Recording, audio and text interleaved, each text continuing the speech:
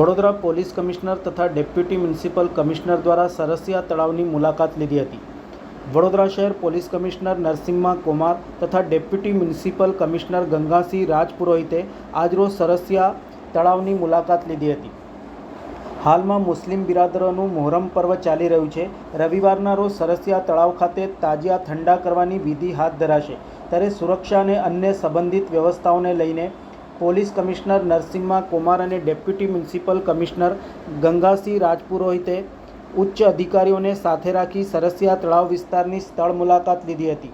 શહેર police commissioner Narasimha કુમારે જણાવ્યું હતું કે આજે તાજિયા કમિટીના પ્રતિનિધિઓ, પોલીસ વિભાગના લોકલ અધિકારીઓની ટીમ તેમજ મ્યુનિસિપલ કોર્પોરેશનના જુદા જુદા વર્ટિકલ્સના હેડ સાથે એક જોઈન્ટ ઇન્સ્પેક્શનનો કાર્યક્રમ રાખ્યો છે, જેમાં 6મી તારીખે યોજાનાર તાજિયા વિસર્જન કાર્યક્રમ માટે જરૂરી ચર્ચા વિચારણા કરાઈ છે તથા આયોજકોને પણ સ્પષ્ટ સૂચના આપી છે, જેમાં તેમના તરફથી કેટલાક સાવચેતીના પગલાં ભરવાના થાય છે।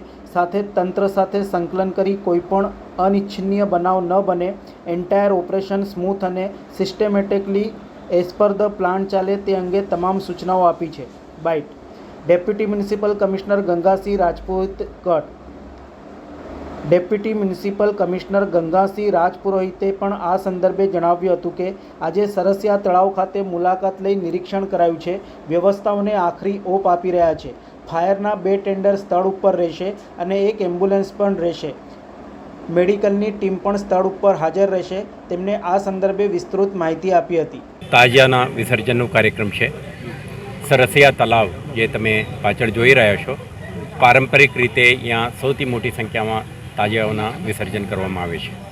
તો આ વખતે આપણે તાજિયા કમિટીના પ્રતિનિધિઓ, પોલીસ વિભાગના લોકલ અધિકારીઓની ટીમ અને મ્યુનિસિપલ કોર્પોરેશનના જુદા જુદા વર્ટિકલ્સના હેડ્સ સાથે એક જોઈન્ટ ઇન્સ્પેક્શનનું કાર્યક્રમ રાખ્યું છે, જેમાં 6 તારીખે યોજનાર તાજિયા વિસર્જન કામગીરી માટે કાર્યક્રમ માટે જે લોજિસ્ટિક્સ, ઓપરેશનલ સપોર્ટ અને ઇન્ફ્રાસ્ટ્રક્ચરલ જે ફેસિલિટેશન આપણા તંત્ર તરફથી થવું જોઈએ તે અંગે આપણે ચર્ચા કરી છે, જેથી કરીને કાર્યક્રમ દરમિયાન સુરક્ષા વ્યવસ્થા જળવાઈ રહે, કોઈ અકસ્માતના કિસ્સાઓ ન બને, એટલે માટે જ આપણે આયોજકોને પણ સ્પષ્ટ સૂચના આપી છે। એમના તરફથી કેટલાક સાવચેતીના પગલાં ભરવાના થાય છે અને સાથે સાથે તંત્ર સાથે સંકલન કરીને, ખાસ કરીને વીએમસી અને પોલીસ વિભાગના અધિકારીઓ સાથે સંકલન કરીને કોઈ પણ